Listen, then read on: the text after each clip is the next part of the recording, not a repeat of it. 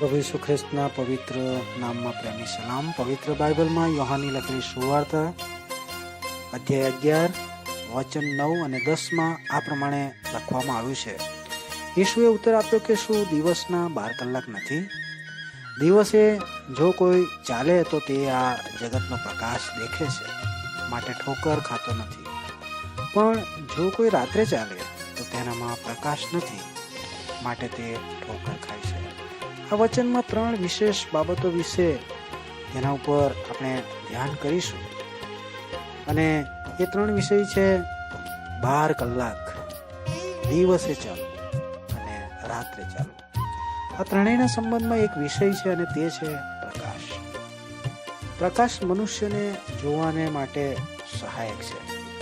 અગર જો પ્રકાશ ન હોય તો ત્યાં અંધકાર હોય છે અને મનુષ્ય કશું જ જોઈ શકતો નથી. પાપ માણસના જીવનમાં અંધકારનું કારણ છે, અર્થાત મનુષ્યના જીવનમાં ઈશ્વરની ઉપસ્થિતિ હાજરી નથી. તેનો પ્રેમ, દયા, કરુણા, કૃપા અને ભલાઈનો અનુભવ નથી.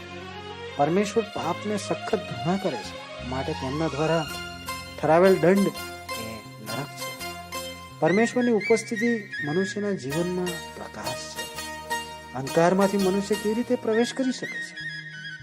પ્રભુ યેશુએ પોતાના બલિદાન દ્વારા મનુષ્ય જાત માટે તે દ્વારને ખોલી દીધો છે, જેના દ્વારા મનુષ્ય હવે અંધકારમાંથી પ્રકાશમાં પ્રવેશ કરી શકે છે.